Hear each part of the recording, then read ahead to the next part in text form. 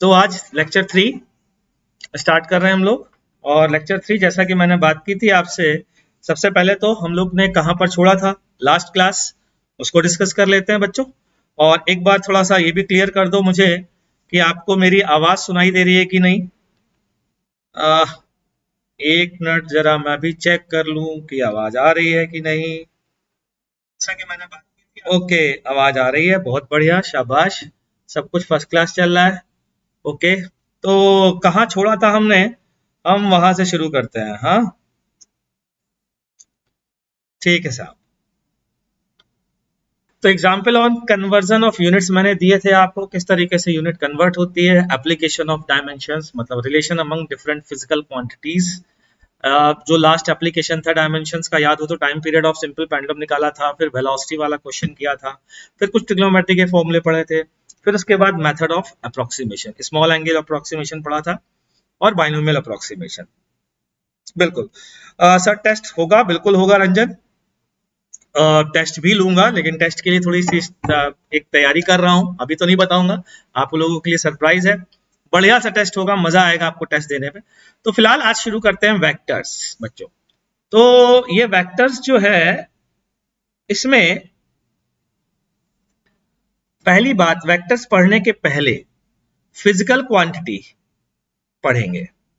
Physical quantity ये हम पढ़ चुके हैं, याद हो पिछले चैप्टर में, याद है, फिजिकल क्वांटिटी पढ़ चुके हैं। और अगर मैं बात करूं फिजिकल क्वांटिटी की, तो आपके सिलेबस में तो दो तरीके की फिजिकल क्वांटिटी है। वैसे तो टेंसर्स कहलाती हैं फिजिकल क्वांटिटीज, जिनको हम मैट्रिक्स के फॉर्म में डिनोट कर सकते हैं, टेंसर्स कहलाती हैं। थोड़ी सी हाई फाई बातें कर रहा हूं, ज्यादा परेशान मत होइएगा। तीन तरीके के टेंसर्स होते हैं, zero order, first order and second order. ठीक है, ये आपके सिलेबस में नहीं। जीरो ऑर्डर टेंसर जो कहलाता है उसे स्केलर कहते हैं, ठीक है। और जो फर्स्ट ऑर्डर होता है उसे क्या बोलते हैं, वेक्टर। ये है टेंसर्स की डेफिनेशन।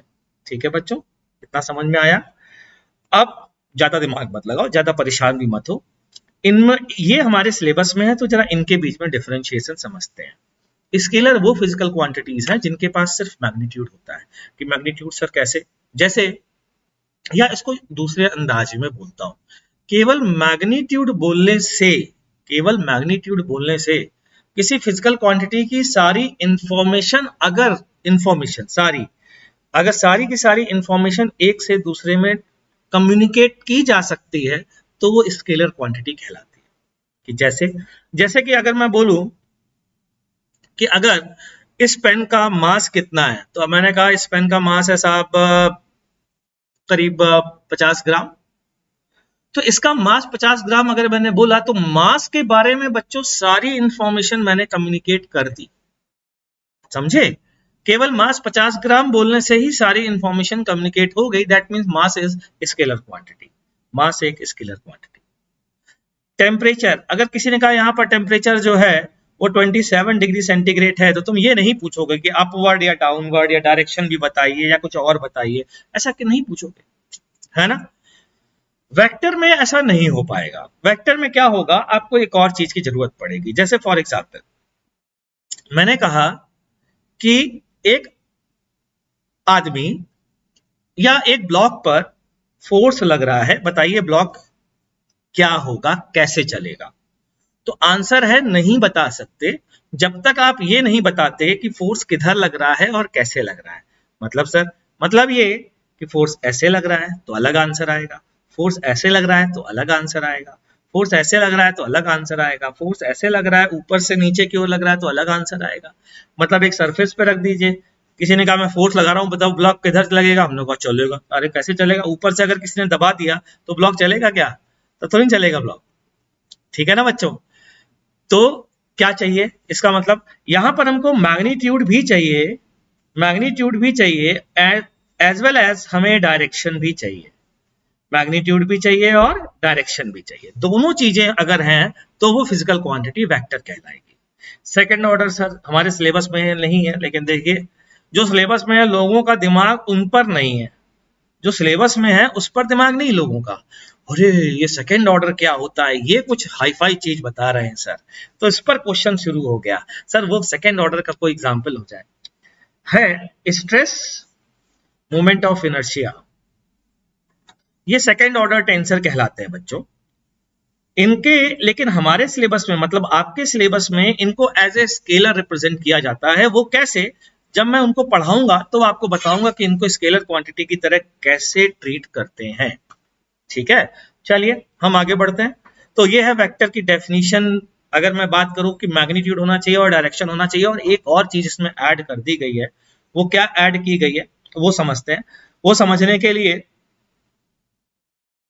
ये देखिए क्या लिखा है, vectors are those physical quantities which have both magnitude and direction and follow a special rule of vector addition. ये जो special rule of vector addition है ना, ये अभी थोड़ी देर में पढ़ाऊंगा। मैग्नीट्यूड होना चाहिए, डायरेक्शन होना चाहिए और स्पेशल। कि सर ऐसा क्यों लिखा है, मतलब ऐसा कोई एग्जांपल है क्या जो डायरेक्शन भी होता हो, मैग्नीट्यूड भी होता हो, लेकिन वेक्टर ना हो? कि हाँ, ऐसा एग्जांपल लोग बताते हैं। करंट, करंट में डायरेक्शन भी होता है, मैग्नीट्यूड भी होता है, लेकिन उसके बाद भी करंट जो है वो वेक्टर क्वांटिटी नहीं है। क्यों? क्योंकि ये triangle rule of vector addition या polygon rule of vector addition या फिर parallelogram rule of vector addition follow नहीं करती। इस कारण से ये वेक्टर क्वांटिटी नहीं है। तो ये है वेक्टर की डेफिनेशन। रिप्रेजेंटेशन वेक्टर्स का कैसे किया जाता है? रिप्रेजेंटेशन मतलब आखिरकार वेक्टर को, जब हमें अभी तक तो हमसे ये बोला जाता था कि सर जी मास जो है वो 10 किलोग्राम है तो 10 किलोग्राम लिख दिया, हो गया रिप्रेजेंटेशन, और क्या चाहिए, है ना। लेकिन अब तो ऐसा नहीं है, अब तो हमें डायरेक्शन भी शो करना है, तो कैसे रिप्रेजेंट करें?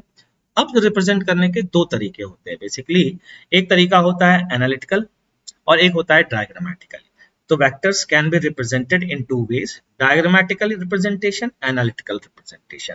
एनालिटिकल रिप्रेजेंटेशन का मतलब हम कुछ टर्म्स लाएंगे, कुछ और भी चीजें डिफाइन करेंगे, आई कैप, जे कैप, के कैप, ये सब चीजें डिफाइन करेंगे और इनको लेकर के हम लोग एनालिटिकल रिप्रेजेंटेशन देंगे।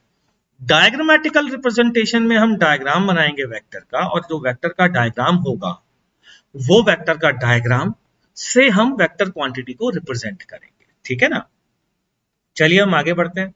डायग्रामेटिकल रिप्रेजेंटेशन, डायग्रामेटिकल रिप्रेजेंटेशन को थोड़ा देखते हैं। A vector quantity can be represented by an arrow whose length is proportional to the magnitude of physical quantity and direction of the arrow indicate the direction of physical quantity. मतलब जैसे मान लीजिए किसी ने कहा हमसे कि यार ये है नॉर्थ, ये है साउथ, ये है ईस्ट और ये है वेस्ट। ठीक है, ठीक है साहब। सबसे पहले तो ये जान लो बच्चों कि जब ये नॉर्थ, साउथ, ईस्ट, वेस्ट आता है तो ये डायग्राम से लोग कंफ्यूज होते हैं। लोग क्या सोचते हैं, नॉर्थ ऊपर है, साउथ नीचे है, ये ईस्ट है और ये वेस्ट है आपकी तरफ से, है ना, जो कि गलत है। ध्यान रखिएगा, ये डायग्राम जो बनाया है ना, ये मानते हुए बनाया है कि ये डायग्राम एक हॉरिजॉन्टल प्लेन पर बनाया है। किस पर बनाया है? हॉरिजॉन्टल प्लेन पर बनाया है। मतलब अगर मैं इस तरीके का एक हॉरिजॉन्टल प्लेन बनाऊं ऐसा, और ये है वर्टिकल डायरेक्शन कल, तो बच्चों ध्यान से सुनिएगा, ये है नॉर्थ, ये है साउथ, ये है ईस्ट और ये है वेस्ट, ये है अपवर्ड। टोटल 6 डायरेक्शन है और ये नीचे वाला है डाउनवर्ड। Total 6 direction. मतलब आप अगर ये इस साइड नॉर्थ है हॉरिजॉन्टल प्लेन पर, ये नॉर्थ है, पीछे साउथ है, ये ईस्ट, ये वेस्ट, ऊपर अपवर्ड, नीचे डाउनवर्ड। तो ध्यान रखिएगा, नॉर्थ अपवर्ड नहीं होता। नॉर्थ कभी भी अप, कई लोग कहते हैं अच्छा नॉर्थ हमेशा अपवर्ड बनाते हैं सर जी, तो नॉर्थ मतलब ऊपर की ओर होता है। अरे भैया नॉर्थ ऊपर नहीं होता, नॉर्थ, साउथ, ईस्ट, वेस्ट ये सब एक हॉरिजॉन्टल प्लेन पर होता है। वर्टिकल अपवर्ड एक अलग चीज है, वर्टिकल डाउनवर्ड एक अलग चीज है। क्लियर है जी, समझ में आ गई बात? ठीक है, अब हम आगे बढ़ते हैं। आगे की कहानी ये है कि जो रिप्रेजेंट करने का तरीका है वेक्टर को, उसको देख लेते हैं। वेक्टर को रिप्रेजेंट करने का तरीका क्या है? वेक्टर को रिप्रेजेंट करने का तरीका, मान लीजिए किसी ने कहा अ फोर्स ऑफ, इसको a force 5 Newton in magnitude, 5 Newton in east, east की तरफ 5 न्यूटन का फोर्स लग रहा है। ध्यान से सुनना। तो हम क्या करेंगे, हम यहाँ पर एक एरो बनाएंगे ईस्ट की तरफ, ठीक है, जिसकी लेंथ प्रोपोर्शनल होगी 5 न्यूटन के, और ये एरो हेड बना देंगे। अब सर ये प्रोपोर्शनलिटी वाली बात थोड़ी कम समझ में आ रही गुरुजी, ये कैसे करेंगे? तो सबसे पहली चीज, अगर हमें वेक्टर को बनाना है, ड्रॉ करना है, तो देखो ध्यान से, क्या मुझे ईस्ट, नॉर्थ, साउथ और वेस्ट ये शो करने की जरूरत पड़ी कि नहीं पड़ी? देख तुम्हारे सामने तो बनाया है, पड़ी ना जरूरत। तो हमें क्या क्या चाहिए होता है? हमें चाहिए होता है एक रेफरेंस एक्सिस। लोग कहते हैं सर ये रेफरेंस एक्सिस क्या होती है? रेफरेंस एक्सिस मतलब होती है एक ऐसी चीज जिसके रिलेटिव हम चीजें बताने जा रहे हैं, मतलब वो नोन है, वो आपको ही पता है, पूछने वाले को ही पता है, दोनों लोग को पता है, और बाकी की जो चीजें हैं वो उसके रिलेटिव बताई जा रही है, ठीक। तो जैसे ये 5 न्यूटन की मैं बात करूं, अब फोर्स 5 न्यूटन इन ईस्ट डायरेक्शन, तो सबसे पहले हमें ये तो बताना पड़ेगा कि हम ईस्ट मान किसे रहे। तो पहली चीज रेफरेंस एक्सिस, रेफरेंस एक्सिस, और दूसरी चीज हमें चाहिए होता है स्केल। स्केल का मतलब हम इस 5 न्यूटन को कैसे रिप्रेजेंट कर रहे हैं, मतलब 5 न्यूटन को कितनी लेंथ के प्रोपोर्शनल दिखा रहे हैं। जैसे मतलब ये आपने लेंथ जो ड्रॉ की है, लेंथ तो कोई 5 न्यूटन की होती नहीं ना, किसी स्केल पे लिखा है न्यूटन पर लिखा हुआ नहीं देखा ना, तो आपको मेंशन करना पड़ेगा। जैसे यहाँ पर मैंने मेंशन कर दिया 1 newton is equivalent to 1 centimetre. तो दो चीजों की जरूरत पड़ती है, ठीक है। वो दोनों चीजें क्या है? To represent direction reference axis is needed, वाह जी वाह, ये तो लिखा हुआ आ गया। To represent magnitude scale is required, और ये आपके सामने लिखा है। यहाँ पर एक लाइन और कर दीजिए कि क्यों सर 1 पहले सही तो लिखा था? नहीं, क्योंकि अगर मैं ये लिख के भाग गया 1 न्यूटन बराबर 1 सेंटीमीटर, तो कोई भी आएगा कहेगा बड़ा बेवकूफ इंसान है, ये कह रहा है 1 न्यूटन बराबर 1 सेंटीमीटर। दो डिफरेंट फिजिकल क्वांटिटी सेम हो कैसे सकती हैं? हो सकती हैं क्या? नहीं हो सकती है ना। तो फिर इसका मतलब तो कुछ गड़बड़ है भाई। चलिए बढ़िया बात है। तो 1 न्यूटन बराबर 1 सेंटीमीटर ना लग करके 1 newton is equivalent to 1 centimetre, ऐसे इसको बोला जाता है, ठीक।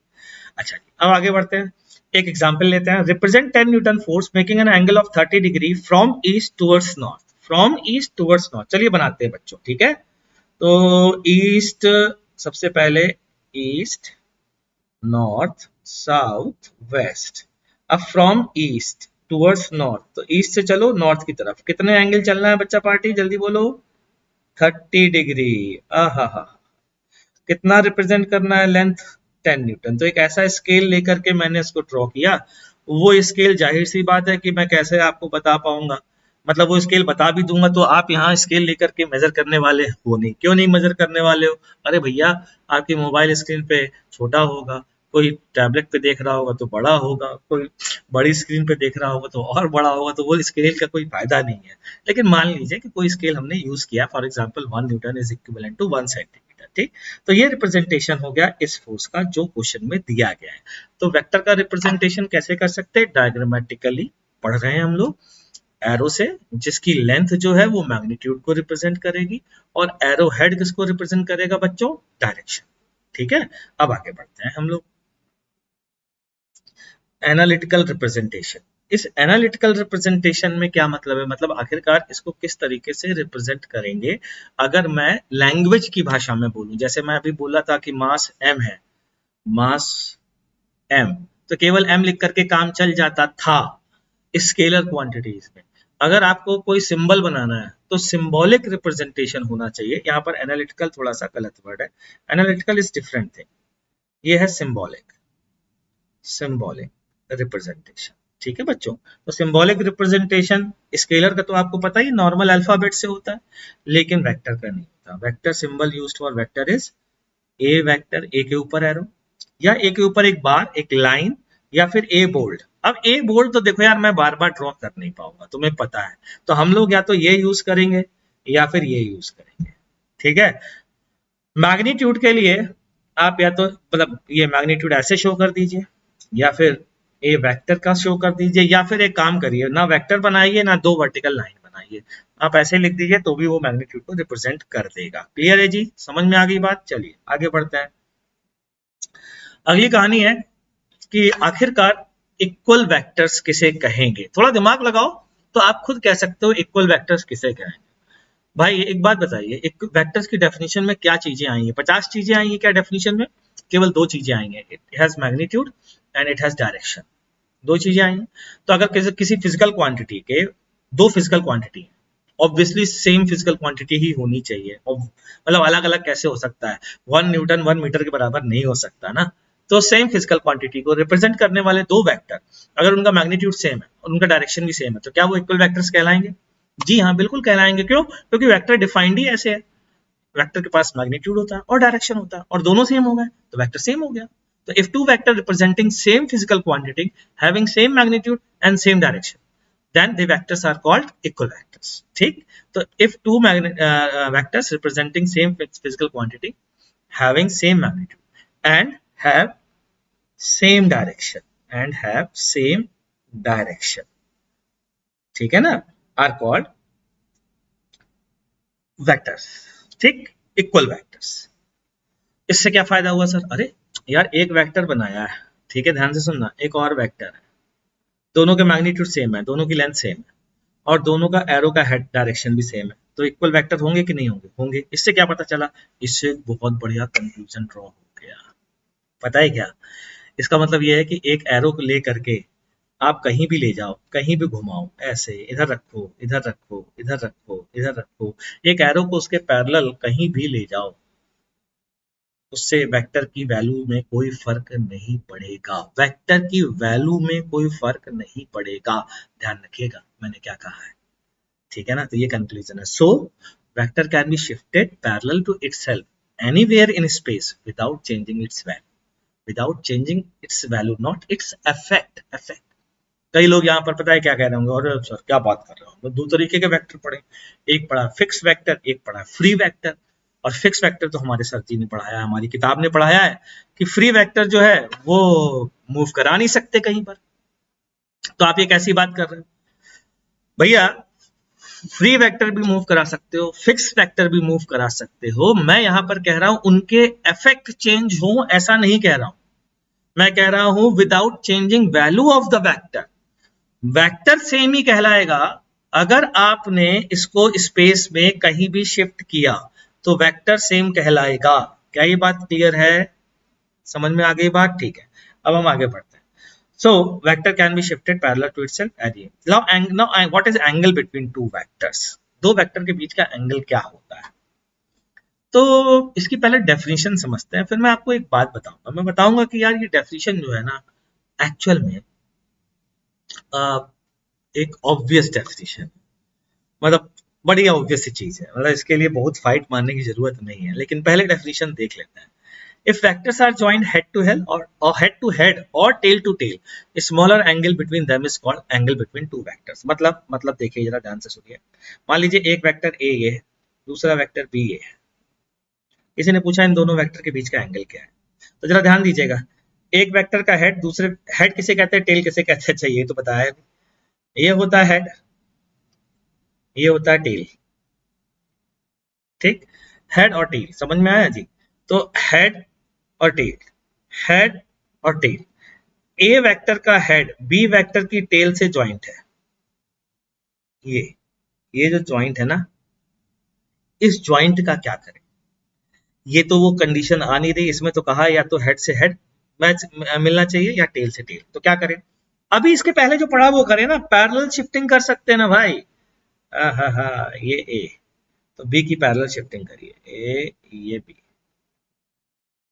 ये ए ये बी, और ये, अब ये एंगल होगा, ये एंगल बिटवीन द वेक्टर्स नहीं होगा, ये एंगल बिटवीन द वेक्टर्स होगा। अच्छा एक काम और कर सकते थे आप, पता है, बी को ऐसे ही रखते हैं, अब ए को आप ऐसे शिफ्ट कर दीजिए, हेड टू हेड मिला दीजिए। यहां लिख देता हूं बी को, ये बी ये ए, और हेड से हेड मिलाने के बाद ये एंगल हो गया थीटा। सही है ना? तो ये हेड और ये हेड दोनों को मिलाया और ये एंगल कितना आ गया? थीटा। Is that clear?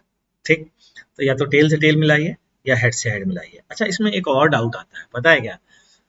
ये जो बात लिखी है ये बड़ी इंपॉर्टेंट है, स्मॉलर एंगल, क्योंकि कल को कोई कह सकता है, सब देखना जरा ध्यान से, कि सर मान लीजिए ये है ठीक है, और यहाँ नहीं बनाता, थोड़ा सा आगे बनाता हूं। ये है और ये है। अब बताइए सर, ये एंगल होगा या ये एंगल होगा, थीटा 1 होगा या थीटा 2?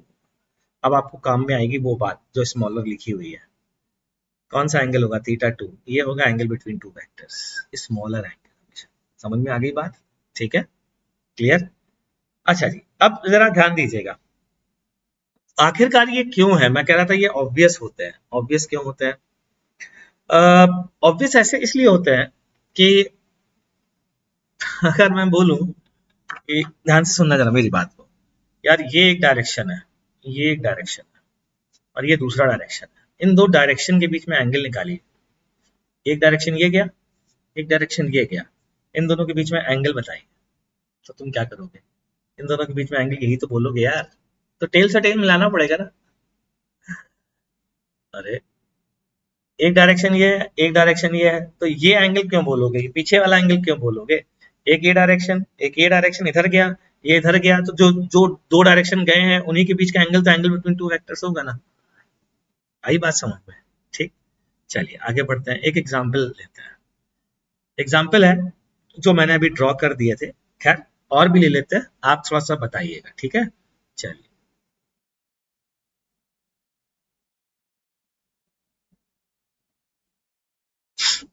नहीं ये तो बहुत इजी हो जाएगा। चलिए बताइए, एंगल बिटवीन टू वेक्टर्स क्या है इस केस में? पहला क्वेश्चन, ठीक है, तो ध्यान दे देना जरा। ये 30 डिग्री, ये 30 डिग्री, ये वाला। लेकिन क्या यहाँ पर टेल से टेल ऐड हो रही है या हेड से हेड जुड़ रहा है? नहीं। तो क्या करें? शिफ्ट करिए।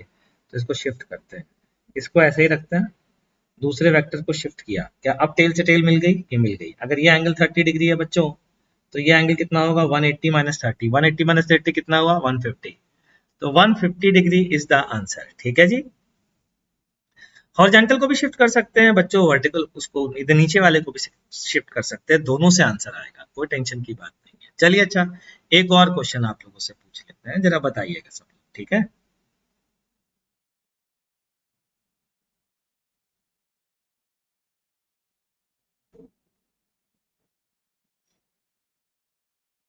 चलिए बताइए, angle between vector A and B.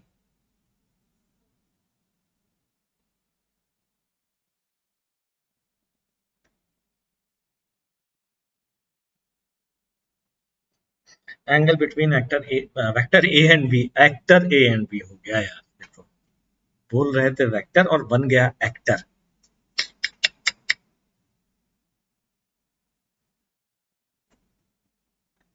अच्छा जी, उत्कर्ष का 60, शौर्य का 60, शौर्य का 60, सोमेश का 60। ओके ओके ओके ओके, अरे भैया समझ गए, तुम लोग को आता है, सीख गए तुम लोग यार। तो ये है ए, लेकिन अभी बी का हेड ए की टेल से जुड़ा हुआ है, तो बी को आगे शिफ्ट करो भैया। ये है बी, ये है ए, ठीक। तो ये एंगल कितना हुआ? ये एंगल कितना हुआ? 180 माइनस 120, 60 डिग्री। ये एंगल है 60 डिग्री, ठीक है जी। तो मेरे हिसाब से एंगल बिटवीन टू वेक्टर्स आपको समझ में आ गया है, तो अब आगे बढ़ते हैं और अब देखते हैं एडिशन ऑफ वेक्टर। ये एडिशन ऑफ वेक्टर क्या? अरे भैया एडिशन ऑफ वेक्टर क्या स्पेशल रूल याद करें, वेक्टर की डेफिनेशन में पढ़ा था, क्या वेक्टर की डेफिनेशन होती है? डायरेक्शन होना चाहिए, मैग्नीट्यूड, डायरेक्शन होना चाहिए, मैग्नीट्यूड होना चाहिए, और क्या होना चाहिए? और they must follow special rule of vector addition. तो वो एडिशन ऑफ वेक्टर्स देखने जा रहे हैं, कौन सा रूल है। टू टाइप्स ऑफ लॉ है, एक कहलाता है triangle rule of vector addition, दूसरा कहलाता है parallelogram rule of vector addition या लॉ ऑफ वेक्टर एडिशन। दोनों हमारे लिए इंपॉर्टेंस रखते हैं, दोनों के फायदे होते हैं, हम एक एक करके देखते हैं, ठीक है बच्चों। तो सबसे पहले triangle rule of vector addition. Triangle rule of vector addition खड़ाक से समझ में आएगा अगर आप अपने दिमाग में एक बात रखना जरा। क्या है वो बात? बात यह है कि मैं आपको एक एग्जांपल देता हूं, बाद में आप इसको देखना, ठीक है? एग्जांपल ये कि मान लीजिए ये आपका स्कूल है, ठीक है, ये आपका घर है, होम स्वीट होम। आप अपने इस होम से 3 किलोमीटर स्कूल पे गए, ठीक है, आपसे बोला कि आप अपने होम से स्कूल गए 3 किलोमीटर, फिर आप वापस आ जाते थे, हमेशा ऐसा ही होता था। एक दिन क्या हुआ, स्कूल में जल्दी छुट्टी हो गई, कितना कारण, आहा, कितनी बढ़िया बात है सर, स्कूल में जल्दी छुट्टी होने में तो मजा ही आ जाता है ना। सडनली खबर मिलती है और 1 पीरियड बाद छुट्टी आती है, अरे वाह क्या सुख मिलता है, स्कूल में जल्दी छुट्टी होने पर बड़ा मजा आता है, इससे अच्छा आनंद तो कभी आता ही नहीं। ऐसा लगता है कि अच्छा पहले से पता हो तो इतना अच्छा नहीं लगता है, एक क्लास हो या आधी क्लास हो और उसके बाद ओहो छुट्टी हो जाए, क्या मजा आता है ना। चलिए वापस आते हैं क्वेश्चन। तो स्कूल गए, स्कूल पे छुट्टी का अनाउंसमेंट हो गया, आपका एक दोस्त है जिसके पास एक्सबॉक्स भी है, PS5 भी है और तमाम गेमिंग के आइटम है। आपने अपने घर में फोन किया और आपने कहा मैं स्कूल से अपने दोस्त के घर जा रहा हूँ, और दोस्त का घर स्कूल से यहाँ पर था 4 किलोमीटर पर, 4 किलोमीटर, ये है फ्रेंड्स होम, दोस्त का घर। आप यहाँ पर पहुंच गए, जब आप यहाँ पहुंचे तो आपके घर में लोगों को ये नॉलेज थी कि पॉइंट से पॉइंट के बीच की डिस्टेंस निकालने का कुछ लेजर टाइप का कोई डिवाइस था, ठीक है। ध्यान से सुनना, आप होम से गए 3 किलोमीटर स्कूल, स्कूल से कहाँ गए, दोस्त के घर गए 4 किलोमीटर, आप टोटल कितना गए, 3 + 4 7 गए।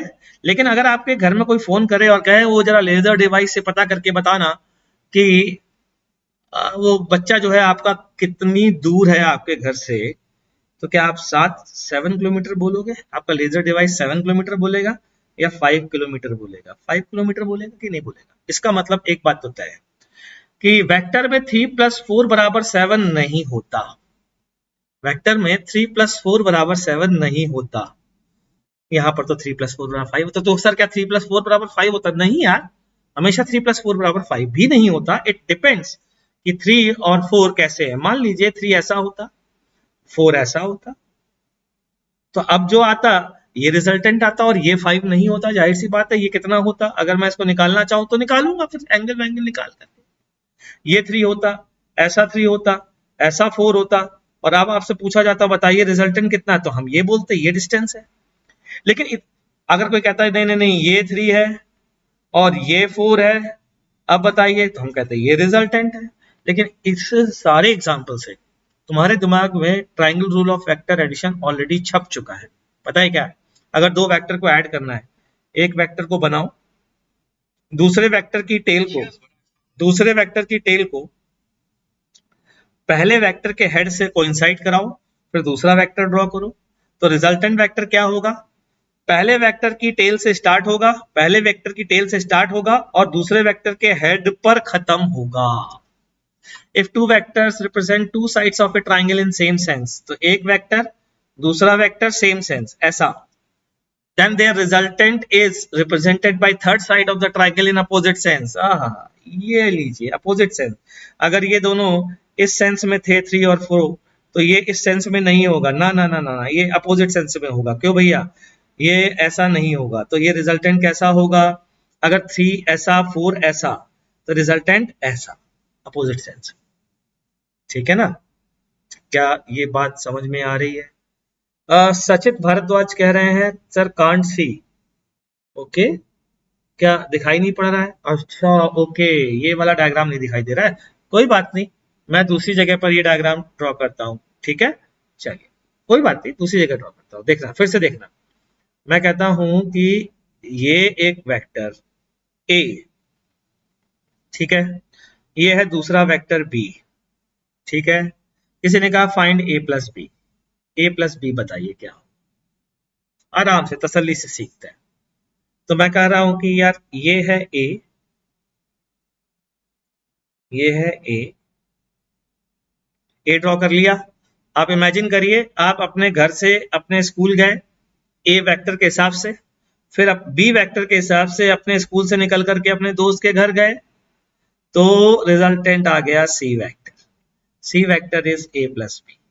तो क्या बोलेंगे बच्चों, यही तो बोलेंगे ना भाई कि किसी भी ट्राइंगल में ए देखो कैसे जोड़ा गया है, इस सेंस में ए ये एरो है और फिर इसका एरो उसी के आगे ऐसे घूम रहा है कि नहीं, इसको बोलते हैं सेम सेंस। और रिजल्टेंट, अगर रिजल्टेंट भी सेम सेंस में होता बच्चों, ए बी सी अगर सेम सेंस में होता तो ऐसा होता, लेकिन ये नहीं है, इसका अपोजिट होगा, ये हो, ये बताना चाह रहा हूं। इसको दूसरी भाषा में तुम याद रख सकते हो, तुम यूं याद रख सकते हो कि, कैसे याद रख सकते हो, आप यूं याद रख सकते हो कि एक वेक्टर को ड्रॉ किया, ठीक है, फिर दूसरे वेक्टर की टेल को पहले वेक्टर के हेड से कोइंसाइड करवा दिया साहब। ऐसे कैसे कराया सर? अरे वो याद है ना, पैरेलल शिफ्टिंग कर सकते हैं विदाउट चेंजिंग द वेक्टर, तो पैरेलल शिफ्टिंग करके ऐसे ऐड करा दिया। Then resultant will be given by, बोलो, the vector joining tail of the first vector to the head of the last vector, second vector. This is triangle rule of vector addition. उम्मीद करता हूं अभी समझ में आया होगा बच्चों, ठीक है। तो अब एक एग्जांपल हो जाए, find the resultant of two forces of same magnitude of 5 newton and angle between them is 120 degree. इसको एक बार आप ट्राई करिए, फिर मैं आपको बताऊंगा। शुरू हो जाइए जरा, थोड़ा सा मैं आपके मैसेज देखता हूं। फिगर तो ड्रॉ नहीं करूंगा, फिगर आपको ही ड्रॉ करना पड़ेगा। चलिए मैं बताता हूं, ध्यान से देखिएगा। Find the resultant of two forces of same magnitude of 5 Newton. तो पहले तो दो फोर्स बना लेते हैं, 5 न्यूटन 5 न्यूटन, दोनों के बीच का एंगल बोलो बच्चों 120 डिग्री, ठीक है। अब ये कह रहे हैं इनको ऐड करो। अच्छा, ये 5 न्यूटन ऐसे ऐसे बनाए ना, ऐसे ये ऐसे घूम भी सकता है, क्यों? क्योंकि ये तो नहीं बताया है कि एक 5 न्यूटन किधर की ओर लग रहा है, दोनों के बीच का एंगल बताया है, तो एंगल अगर बताया तो कैसा भी हो सकता है, बस उन दोनों के बीच का एंगल बता रहा है 120 डिग्री, उसमें कोई दिक्कत नहीं। क्या triangle rule of vector addition में ऐसे ऐड कर सकते हैं क्या? अभी थोड़ी देर पहले पढ़ा है, नहीं कर सकते। क्या करते हैं, याद दिलाता हूं। पहले पहला वेक्टर ड्रॉ करते हैं बच्चों, फिर पहले वेक्टर के हेड से दूसरे वेक्टर का टेल स्टार्ट करते हैं, तो ये वाले वेक्टर को पैरेलल शिफ्ट करो, यहाँ पर कर दिया साहब जी, ये शिफ्ट कर दिया 5 न्यूटन, ये कितना हो गया 120 डिग्री। फिर क्या करेंगे, फिर ये रिजल्टेंट दे देगा सर। इसकी वैल्यू निकाल पाएंगे कि कोशिश कर लेते हैं इसकी वैल्यू निकालने की, कि कैसे निकालें इसकी वैल्यू? बहुत सारे तरीके हैं गुरुजी, कि कोई बढ़िया तरीका, कि बहुत सारे, थोड़े बहुत नहीं, बहुत सारे तरीके हैं निकालने के। आप सबसे पहले तो ये जान लें, ये 5 न्यूटन और 5 न्यूटन अगर सेम है तो आइसोसेलेस ट्रायंगल बन गया। यहाँ से परपेंडिकुलर ड्रॉ कर दीजिए, ये एंगल 60 है तो ये एंगल 30 बचा। अरे बचाना भाई, ये भी 30 तो ये पूरा 60 हो गया। अच्छा, अब पूरा 60 होने के बाद थोड़ा दिमाग लगाओ, आइसोसेलेस ट्रायंगल परपेंडिकुलर डालने की जरूरत ही नहीं है। परपेंडिकुलर तो तब डालते जब 60 नहीं होता, अभी तो बहुत आसान हो गया। आइसोसेलेस ट्रायंगल है कोई, ध्यान से सुनना, कोई आइसोसेलेस ट्रायंगल है, उसका एक एंगल 60 डिग्री भी है, तो वो इक्विलैटरल ट्रायंगल बनेगा कि नहीं बनेगा? अरे और क्या, आइसोसेलेस ट्रायंगल में अगर एक एंगल 60 डिग्री हो गया तो इक्विलैटरल ट्रायंगल बन जाएगा, और इक्विलैटरल बनेगा तो खत्म हो गया, क्या 5 न्यूटन ही होगा। और इस वेक्टर से कितना एंगल बनाएगा 60 डिग्री। इसका मतलब answer is 5 newton and making angle of 60 degree from both 5 newton force means along their angular bisector. ठीक है बच्चा पार्टी, चलिए अगला क्वेश्चन ट्राई करिए फटाफट, 1 मिनट दे रहा हूं आपको, दे दिया मैंने टाइम। अब मैं सॉल्व करता हूं। तो 5 न्यूटन है एक, दूसरा है 1 न्यूटन। आप angle between them is 37 degree, और आपको बताना है angle made by the resultant from 1 Newton focus नहीं है यार, ये फ्रॉम 1 न्यूटन फोर्स होना चाहिए, ठीक है। तो देखते हैं साहब, एक है 5 न्यूटन, ये लीजिए, ये 5 न्यूटन हो गया। दूसरा है 1 न्यूटन, तो ये लीजिए साहब 1 न्यूटन। यार 1 न्यूटन से निकालना है यार एंगल, तो एक काम करते हैं, इसको 1 न्यूटन ले लेते हैं, ये छोटा वाला 1 न्यूटन, ठीक है, ये ज्यादा सही है। और दूसरा वाला इससे कितने एंगल पर बोलो जी, 37 डिग्री एंगल पर, तो 37 डिग्री एंगल पर ये होगा 5 न्यूटन, ये ये एंगल 37 डिग्री। अरे तो आगे शिफ्ट करोगे तो दिखेगा ना एंगल, ये एंगल नहीं होगा भैया, ये थोड़ी एंगल बिटवीन टू वेक्टर्स, अभी थोड़ी देर पहले पढ़ाया था ना। आगे शिफ्ट करोगे तो एंगल 37 आ जाएगा कि नहीं आ जाएगा। लेकिन triangle rule of vector addition में कैसे ऐड करते हैं, पहले का हेड और दूसरे का टेल, और जब एंगल बिटवीन टू वेक्टर्स निकालना होता है तो दोनों का टेल। रिपीट कर रहा हूं, जब एंगल बिटवीन टू वेक्टर्स निकालना होता है तो दोनों का टेल, जैसे 1 न्यूटन को आगे शिफ्ट करोगे तो 1 और 5 के बीच का एंगल 37 आ जाएगा। लेकिन triangle rule of vector addition निकालना होता है तो क्या करते हैं, एक वेक्टर का हेड दूसरे वेक्टर की टेल से ऐड करते हैं। अभी याद आया, ठीक। चलिए, तो अब मैंने आपको एक बात बताई थी, ये तो होगा रिजल्टेंट बच्चों, ये हो गया रिजल्टेंट। लेकिन रिजल्टेंट कैसे निकाला जाए, तो सर ने आपको बताया था कोई भी triangle is the combination of two right angle triangle, any triangle is the combination of two right angle triangle. कैसे, याद करिए, ये बड़ा वाला राइट एंगल ट्राइंगल, ये वाला राइट एंगल ट्राइंगल, और छोटा वाला राइट एंगल ट्राइंगल, ये वाला राइट एंगल ट्राइंगल। इससे काम बन जाएगा कि नहीं, देखिए बन चुका। छोटे वाले से ये लेंथ कितनी आएगी भाई लोग, 5 cos 37, 5 cos 37 कितनी आएगी 4, और 5 sin 37 कितनी आएगी 3, आएगी कि नहीं आएगी। तो ये टोटल लेंथ कितनी हो गई 5, ये कितनी हो गई 3, ये कितनी हो गई 5।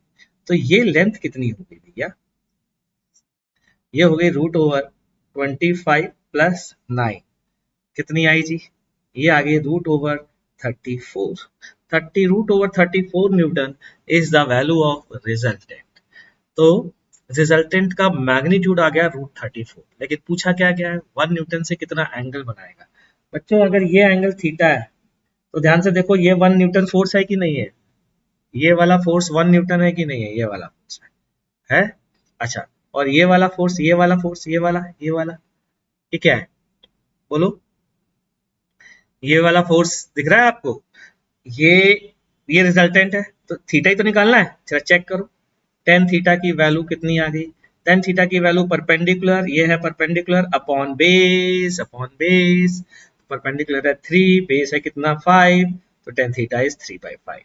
इसको लिख सकते हैं हम लोग, लिखने का तरीका होता है theta equal to tan inverse 3/5, इसको यूं भी लिखा जा सकता है, ठीक। तो ये है कहानी इन इस क्वेश्चन के सॉल्यूशन की। अब हम आगे बढ़ते हैं, अगला टॉपिक है जनरलाइजेशन। ये जनरलाइजेशन क्या होता है गुरुजी। अरे जनरलाइजेशन का मतलब ये है कि जो अभी हम क्वेश्चन कर रहे थे ना, क्यों ना एक काम करें, हम एक फॉर्मूला बना लें, ठीक है, और उस फॉर्मूले का यूज करें आज के बाद डायरेक्ट। अगर हम एक फॉर्मूला बना लें तो उस फॉर्मूले का यूज कर सकते हैं कि नहीं कर सकते हैं, ठीक है ना भाई। तो जरा जनरलाइजेशन करते हैं, ध्यान से सुनना। तो जनरलाइजेशन के लिए करता क्या हूं, मैं एक काम करता हूं, मैं एक डायग्राम बनाता हूं, डायग्राम के फॉर्म में, अननोन के फॉर्म में आपको क्वेश्चन दूंगा, आप उसे सॉल्व करें, ठीक है। तो ये एक वेक्टर P है, ये है वेक्टर P, ठीक, और ये है वेक्टर Q, दोनों के बीच का एंगल है थीटा। आपको बताना है find magnitude of resultant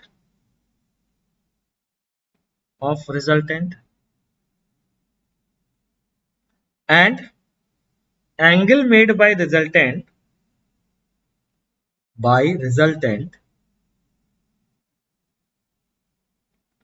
from vector P से। अगर आपने ये कर लिया तो ऑटोमेटिकली जनरलाइजेशन हो जाएगा। चलिए शुरू हो जाइए, आपको दे रहा हूं 1 से 2 मिनट, आप करिए फिर मैं ट्राई करूंगा, ठीक है जी। तो बस अब मैंने टाइम दे दिया है, अब मैं शुरू करता हूं, ठीक है बच्चों। तो शुरू करते हैं बच्चों, ट्राइंगल रूल बना देखते हैं। ये है बच्चों, एक नए पेज पे शुरू करते हैं ये काम, ताकि फिर से मेरे चेहरे के ऊपर ना बनाना शुरू कर दूंगा। तो ये है P, ये है Q, और ये एंगल है थीटा। P और Q में देखो जरा ध्यान से, मैंने वेक्टर का सिंबल नहीं बनाया है, पता है क्यों नहीं बनाया है, क्योंकि मैं उस पे मैग्नीट्यूड को शो कर रहा हूँ, ठीक है, उसके मैग्नीट्यूड को शो कर रहा हूँ। तो ये P, ये Q। अब हमें बनाना रिजल्टेंट, तो रिजल्ट इसको Q इधर लिख देता हूँ। रिजल्टेंट पहले वेक्टर की टेल से लास्ट वेक्टर के हेड तक का रिजल्टेंट R ये होगा, क्या रिजल्टेंट का मैग्नीट्यूड बता सकते हैं, क्या रिजल्टेंट का एंगल अल्फा से बता सकते हैं, कि बिल्कुल बता सकते हैं। कि कैसे, कि जैसे थोड़ी देर पहले बताया था आपने, कि क्या बताया था, यहाँ से परपेंडिकुलर ड्रॉ करिए, बड़ा वाला राइट एंगल ट्राइंगल माइनस छोटा वाला राइट एंगल ट्राइंगल, बचेगा जो बचा हुआ ट्राइंगल है वो, ये है क्यू साइन थीटा, ये है क्यू कॉस थीटा।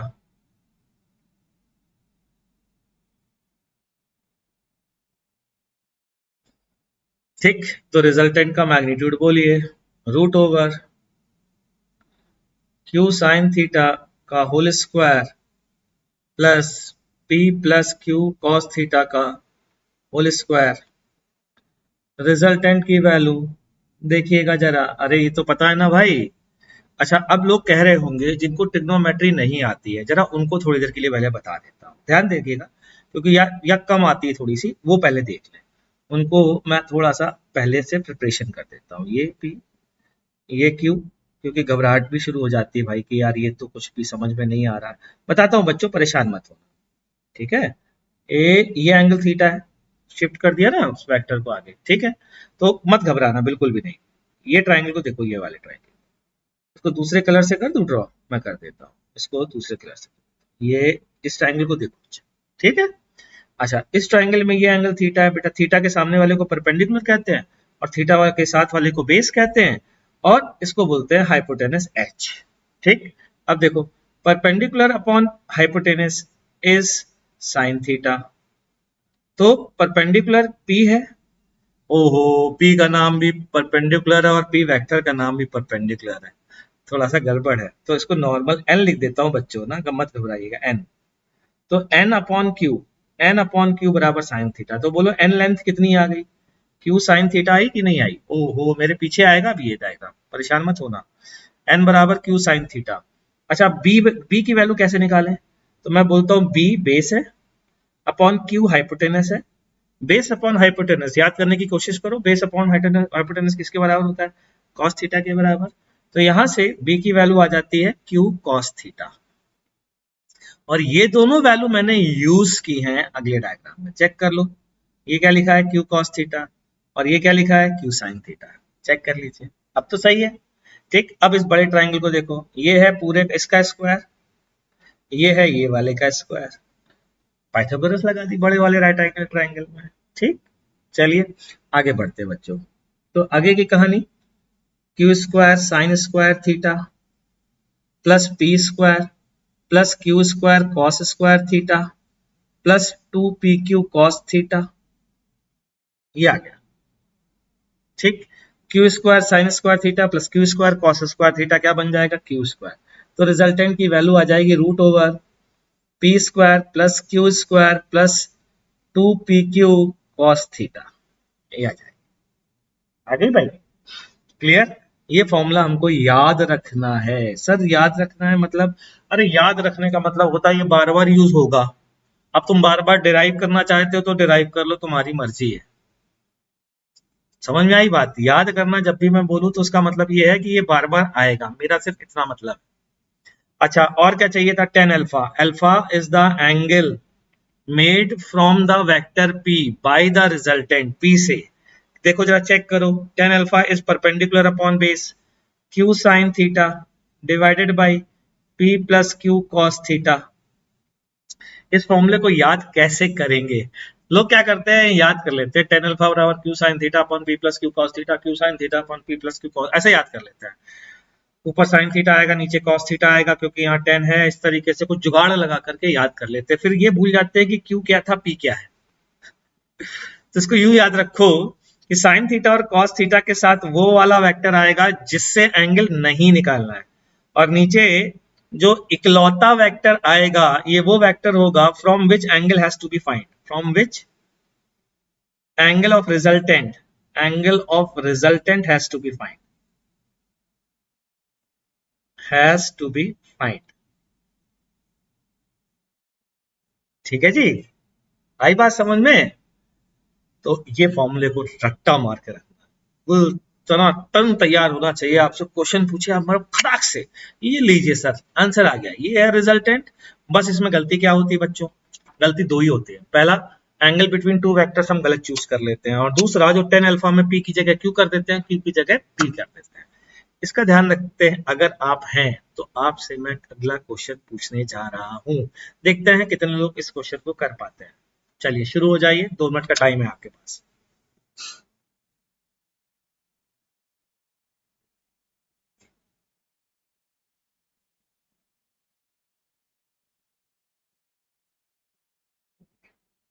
ये 80 डिग्री तो गलत लिखा है यार, 80 डिग्री की तो वैल्यू बच्चों को नहीं पता होती है।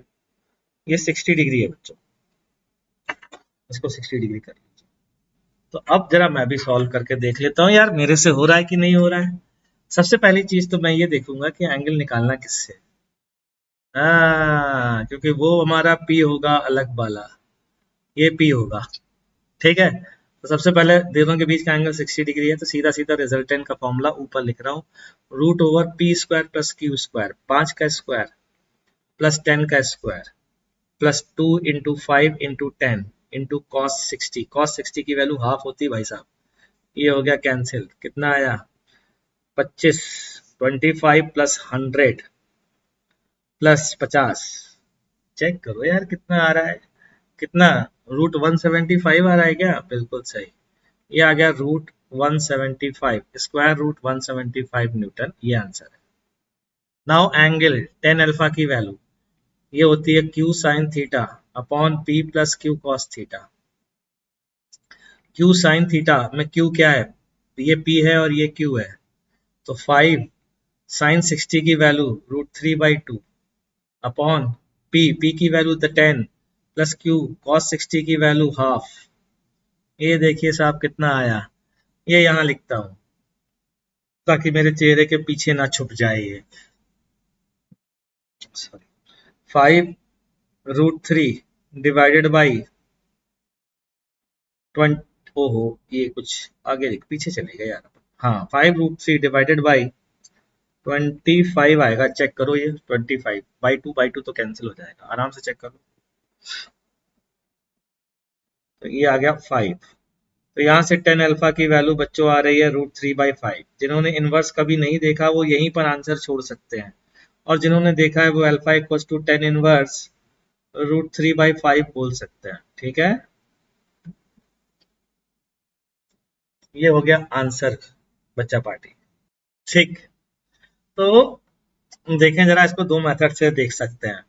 There are two forces having magnitude 5 newton and 3 newton, what should be the angle between these two forces so that their resultant makes maximum possible angle from 5 newton vector. अच्छा, 5 newton vector से maximum possible angle निकालना है, तो मैं क्या लिखूंगा, मैं लिखूंगा 10 अल्फा इक्वल्स टू 5 न्यूटन से निकाल रहा हूँ एंगल, तो ये हो जाएगा P और 3 बन जाएगा Q। तो मैं बोलूंगा 3 sine theta upon 5 plus 3 cos theta, ठीक है। अब इसकी मैक्सिमम वैल्यू निकालनी है यार। अब इसकी मैक्सिमम वैल्यू तो जो है ना, वो आप ऐसे सोचो, जब साइन थीटा मैक्सिमम होगा तो कॉस थीटा मिनिमम होगा, आपको ही पता होना चाहिए। तो ऑटोमेटिकली ये वैल्यू मैक्सिमम हो जाएगी। तो कब मैक्सिमम होगी, जब थीटा बराबर π/2 होगा तब मैक्सिमम होगी, क्योंकि थीटा बराबर π/2 पे कॉस थीटा 0 हो जाएगा, साइन थीटा 1 हो जाएगा। यानी कि 10 अल्फा की मैक्सिमम वैल्यू कितनी हो जाएगी, 3/5, ठीक है। तो यहाँ से अल्फा की मैक्सिमम वैल्यू आ जाएगी, और ये किसकी वैल्यू आ जाएगी, देखो जरा, resultant makes maximum possible angle. तो दोनों के बीच का एंगल कितना आ गया, π/2, तो answer is π/2 and the maximum angle is 3/5। ये है मेथड नंबर 1 बच्चों। अभी मेथड नंबर 2 बचा है इस क्वेश्चन का। हाँ, सोचा मेथड नंबर 2। हाँ। चलिए अब इसे दूसरा मेथड देखते हैं। There are two forces having magnitude 5 newton, ठीक है। इन के बीच का मैक्सिमम पॉसिबल एंगल निकालना है, किससे, 5 न्यूटन से, ठीक है। तो ये 5 हो गया। ध्यान से सुनना, बहुत इंटरेस्टिंग क्वेश्चन है, बहुत मजेदार मेथड बताने जा रहा हूँ, एकदम बत्ती जल जाएगी। हाँ, ध्यान से सुनना, बहुत मजा आ जाएगा तुमको। अगर तुम थोड़ा सा भी दिमाग रखते हो तो मजा आ जाएगा, वरना तो तुम्हें कहेगा कि ऊपर से निकल गया। तो जरा ध्यान दो कि यार ये 5, ठीक। अच्छा, अब 3 को इसमें ऐड करना है ताकि रिजल्टेंट जो है वो मैक्सिमम आ जाए, ताकि रिजल्टेंट मैक्सिमम आ जाए। ठीक, एक गड़बड़ कर दी हम लोगों ने, पता है क्या? देखो कैसे गड़बड़ कर दी। यहाँ cos थीटा निगेटिव भी तो हो सकता था, वो मैंने गड़बड़ कर दिया। और वो गड़बड़ इसलिए कर दी, पता है क्या कैसे? क्योंकि ट्रिग्नोमेट्री तुम्हें आती नहीं है, और ट्रिग्नोमेट्री आती नहीं है तो मैंने भी सोचा हाँ हाँ हाँ चलता है, चलो इतना तो चलता है। तो वो गड़बड़ को जरा पहले सही करते हैं एक बार वापस से। पहले एक मेथड से देखते हैं और फिर टेन अल्फा वाले मेथड से आएंगे। तो पहले दूसरा मेथड फिर पहला मेथड देखेंगे, ठीक है? तो ध्यान से सुनना। 5 न्यूटन का ये है वेक्टर, ये है 5 न्यूटन। अब इसमें 3 न्यूटन ऐड करना है, करना है ऐड, ऐसे ऐड कर सकते हैं, ऐसे ऐड कर सकते हैं, ऐसे ऐड कर सकते हैं, ऐसे ऐड कर सकते हैं, ऐसे ऐड कर सकते हैं, कैसे भी ऐड कर सकते हैं भाई लोग, कर सकते हैं ना? कर सकते हैं। अच्छा, तो अगर हम किसी भी तरीके से कर सकते हैं तो कह सकते हैं 3 न्यूटन का टिप, 3 न्यूटन का टिप इस सर्किल पर होगा, 3 न्यूटन का टिप इस सर्किल पर होगा। और अगर, ध्यान देना यार जरा, अगर ये 3 न्यूटन है तो ये रिजल्टेंट होगा, अगर ये 3 न्यूटन है तो ये रिजल्टेंट होगा, अगर ये 3 न्यूटन है तो ये रिजल्टेंट होगा। तो कह सकता हूं सर्किल से ये सारी जो लाइंस है ना, जो सर्किल की सर्कमफेरेंस में मिल रही हैं, these are all possible values of resistance resultant. तो सोचो रिजल्टेंट 5 न्यूटन से मैक्सिमम एंगल कब बनाएगा? सोचो सोचो सोचो सोचो सोचो।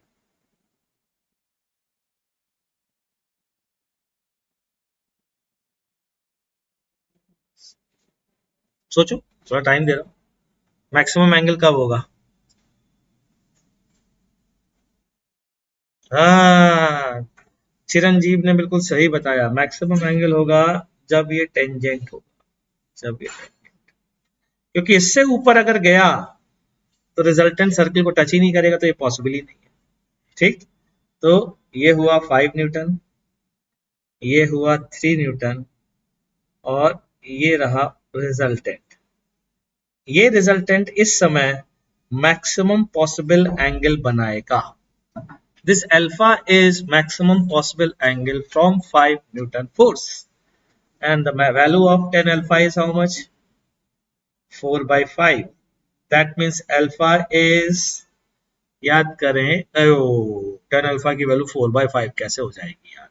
अरे ये 90 डिग्री है तो 4/5 ना होकर के 3/4 होगी, और अल्फा की वैल्यू कितनी हो जाएगी? 37 डिग्री। ये एंगल आ गया। ठीक ठीक, सही है। अच्छा, दोनों के वेक्टर के बीच का एंगल कितना होगा? दोनों वेक्टर के बीच का एंगल सर ये वाला होगा, ये वाला। ये कैसे निकालें?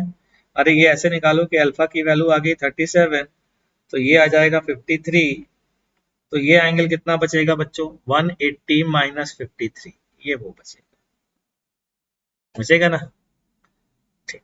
अच्छा, अब 10 वाले से आंसर क्यों नहीं आया उसका रीजन बता देते हैं। 10 अल्फा बराबर हमें किससे निकालना था? 5 से। 3 sine theta upon 5 plus 3 cos theta. बच्चों यहाँ पर दिक्कत क्या थी? मैंने कहा था जब साइन थीटा मैक्सिमम होगा, कॉस थीटा मिनिमम होगा, तो ये होगा।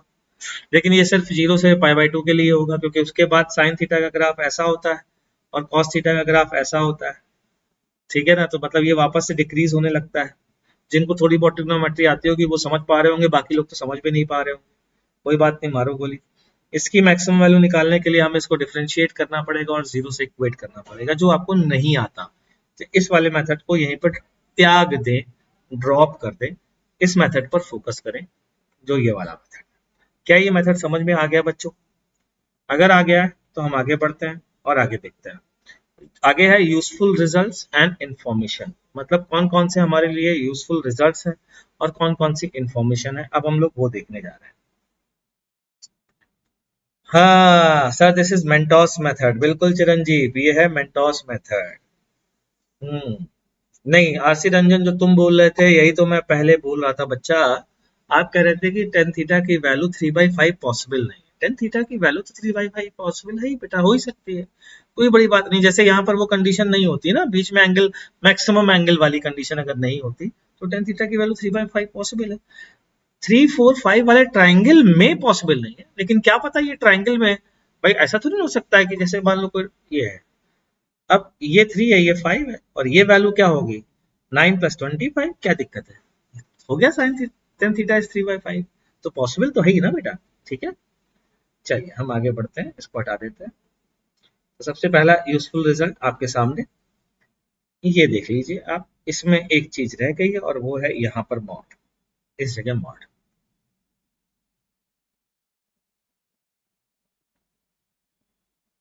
अब यहाँ पर मॉड कैसे है,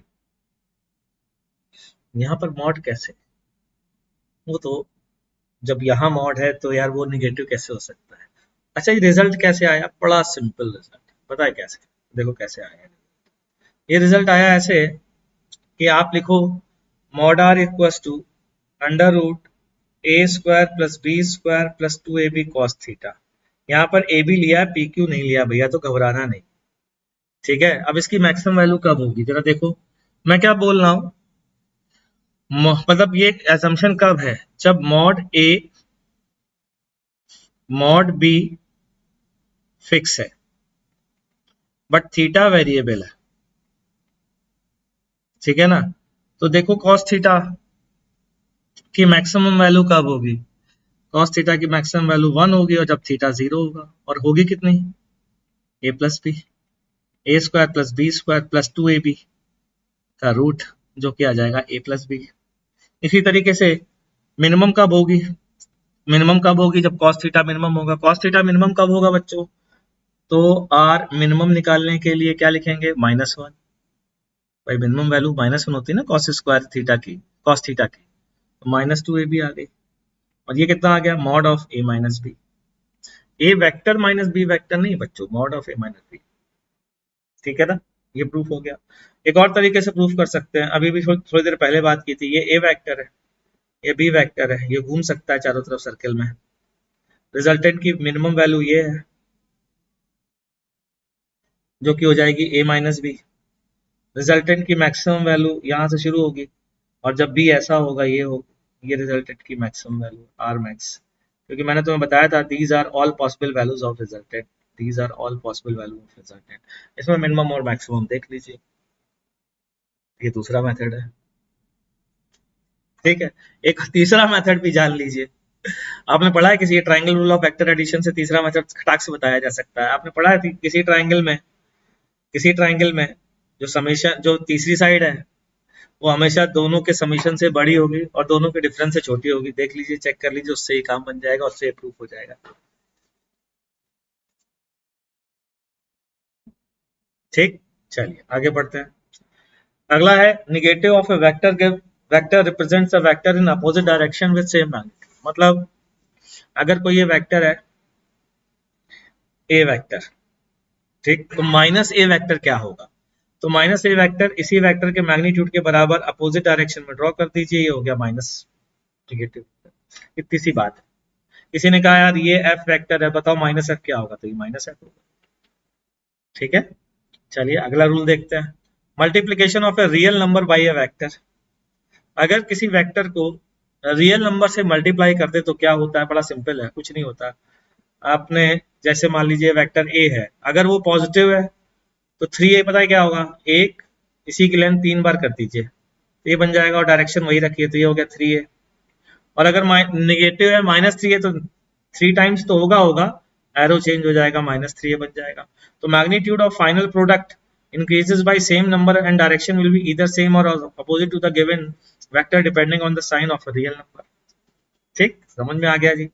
चलिए साहब, अगर ये समझ में आ गया है तो सब्ट्रैक्शन ऑफ वेक्टर खट से समझ में आ जाएगा, बहुत आसानी से। पता है कैसे, देखो जरा कैसे, a + b निकालना है। मान लीजिए किसी ने कहा ये वेक्टर a है, फिर किसी ने कहा ये वेक्टर b है, और ये वेक्टर a से थीटा एंगल बना रहा है, और निकालना है a - b। तो क्या करना है, सोचिए क्या करना है। अच्छा चलिए ये सोच के आइएगा, ये सोच के आइएगा, क्योंकि अभी अभी मैंने आपको हिंट देता हूं, मैंने अभी अभी आपको नेगेटिव ऑफ ए वेक्टर बताया, ठीक है, और हमसे पूछा गया है कि चलिए एक वैल्यू बताइए, से उस वैल्यू का नाम मैं बोल देता हूं एस वेक्टर बताइए जो a माइनस बी के बराबर है। तो ये एस वेक्टर कैसे निकाले, थोड़ी सी हिंट दे देता हूं। क्या मैं लिख सकता हूं S vector equal to a plus of minus B, ये लिख सकता हूं। क्या मैं निगेटिव ऑफ ए वेक्टर पढ़ा चुका हूं? क्या मैं नेगेटिव ऑफ ए वेक्टर पढ़ा चुका हूं? तो आप समझ जाओ, बढ़िया मेथड है। अब थोड़ा सा दिमाग अपना भी लगाओ यार, है ना। और मुझे नेक्स्ट क्लास में मैं यहीं से शुरू करूंगा, थोड़ा सोच के आना और अपन डिस्कस करते हैं इसको नेक्स्ट क्लास में। ठीक है बच्चों, तो मिलते हैं बच्चों नेक्स्ट क्लास में। आप लोग इसको ट्राई करके आइएगा। Thank you.